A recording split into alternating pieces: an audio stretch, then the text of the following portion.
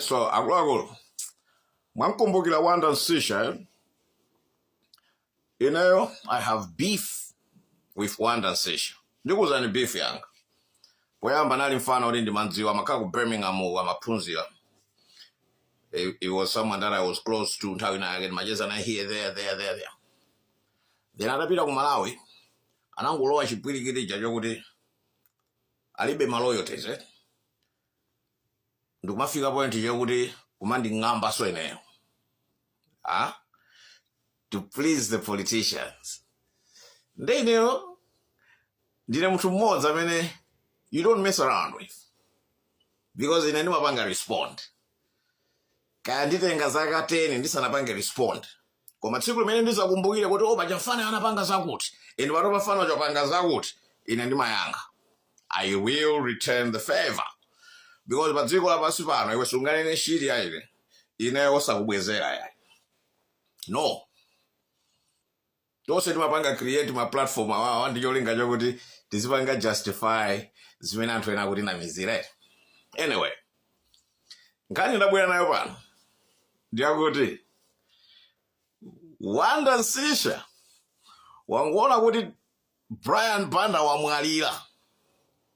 If I have Brian Banda, ine sindikupanga speculated, koma tizikapo tima question mark. Because mfana songadwale Friday, Saturday wadua. It doesn't make sense. Atakupanga ruina wakampangira sleepy polonium umenemo. Umatruka mafiva, kenako pito chipata kuja amona ngati ndi malungo, kenako wadwera. Now, mfana Wanda anapanga point kupita kutiko ukata kwa embassy. I'm not speculating. It's deducing from likely scenarios. If you understand the English language, we deduce from likely scenarios when facts present themselves, but they are not factual. At that point, Mundive what I'm trying to say. Wanda anapezeka kuti wangoona kuti uyu Brian Banda wamwalira. Wanda wapanga withdraw appointment yake yopita kukata ku embassy. Anapanga kale training yawo ambassador, deputy ambassador. Anapanga kale maidzwa initiation jama kupanga ni matrain yanchan diplomatic. I say, who can turn down a diplomatic position? Mafana odi wagulira ghetto. This was an appointment for you, an opportunity for you to be an international globalist, person, to interact with the world's elite, to have an opportunity to sit at big tables. You were on the withdraw, citing good pressure from DPP functionaries that are saying sooner sonke na memo. I go to ask sonke na memo. Who can send you a death threat just because wapangidwa point iwe on the bomb? Mesa upanga point ndantu haku DPP mwe. Mukomiti ya ma-appointments haku DPP ku embassy. Munali na vicha, chimwemwe chipungu, ndi guloli na ndrina. Ma-appointment amena jao. Amapanga ndajira chimwemwe chipungu na vicha ndi gulao. That was a committee. Then DPP ili ndi plan. Plan yake ndio kuti ipange neutralize media, ndukipanga compromise, ndukipanga weaponize. Now, neutralizing the media, how do they do it? By giving appointments to Brian Banda, to Wanda Nsisha, to everyone, every notable journalist. That's how you neutralize opposition media, free speech, free media. Ayina Brian Banda represented the free media. Ayina Wanda Nsisha, we thought they represented free media pa Malawi. But no. The stomach bwana. Mimba ndi vatali. Hanga man. Bomala naimba nyimbo yuti. Tararara, tararara. Hey, a belly full but a hungry. A hungry man is an angry man. A pot you cook but the food not enough. A field you have but the field not enough. You gonna jump to jam music in dance. Okay, I'm deducing. What I'm trying to say is, Father Wanda, I didn't hungry belly yet. Ndero, amwini, mamuta amulire nzake. Immediately amwene, wambagale kupanga konaiva amwene, wambagale kumenya maplani ata mayas. Mwina atakutipanga appoint ine kukhala director general MPC, dipange withdraw.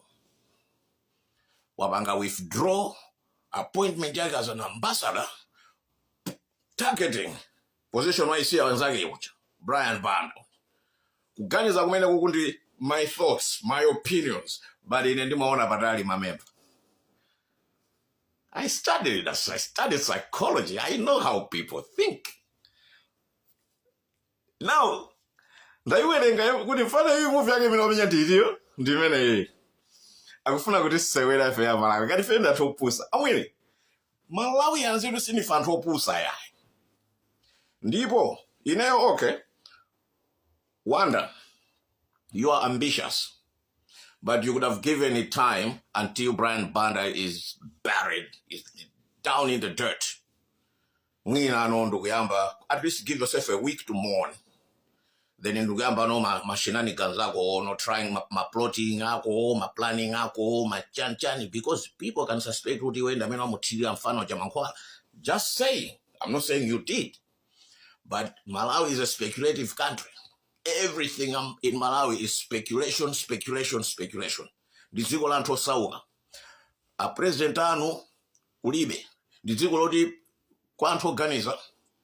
Dita kumanena kuti Malawi is the only country right now that can function without a president. Koma aliyense samadziwa because people are sleeping. Okay? Then ukangotizimuka muslamba ya weja, umayamba upanga speculate. That's Malawi. Okay? So you way unakapola guy, take it easy. You take it easy, you wait. When you wait, anthu akamuyika Brian Banda manda, then you know where unakapanga withdraw appointment ya was deputy ambassador. Unapanga withdraw. Anthu amene kukuza kuti ampanga utokhala we replacement wa Brian. Unakauza kuti tandipaseni ka wiki ndipange chani? Ndipole guy, I want to mourn my friend because no matter what, olakale kuti nzakoyo wapanga kufa kwake kwapanga pave way for an opportunity for you. Take it, of course. That's ambition means. Ambition must pay its date one day. Brian Banda's ambition dies young. Brian Banda was born 1981. My friend, I know him. I knew Brian. Okay? Everyone, in essence, did ambition young. What in entering this end, it will be easier for someone to knock me out. Come if we move smart, we roll smart. We don't tell people where we are. We just show you. Timapanga olupanga kloko kuti tinabwera apa kuika location. Timapanga zimene zozo 3-4 hours. Titayoka popa malo. We move smart because we know kuti ambitious men will be targets of jealous people who are stagnant, who are stuck. Okay? Keep that in mind. Now, Wanda unakapuma guy. Atamwalira zao. Then wapanga withdraw what you are trying to do. Kupanga withdraw to David ambassador iwe anthu akupasa opportunity kuti ukaime global stage unganene kuti chifukwa kuti munthu wina wake watitumizira message kuti suna sonke na memo. Aha, what a fucking stupid excuse, man. Come on. What are you talking about? Ife, ukona ngati siri kuziwa? Ukona ngati ife natopata zero? Kuti we cannot see? Come on, bro. Uzipita kuchallenge. Brian ila mapemphera. Brian Banda was a prayerful man. Kungoti, he was a Christian, in a same Christian, in a scientist. If it mafuna disbangas into many we can verify with our own eyes, with not speculative or feed in we see the world different. But you, bro, no, that is a suspicious move. That is a snake move. Move amenya wanda sisha. It's what we call a snake move. The snake in the grass move. Wanda, you're a snake, man. You said shit about me. Now I'm coming for you. Yeah.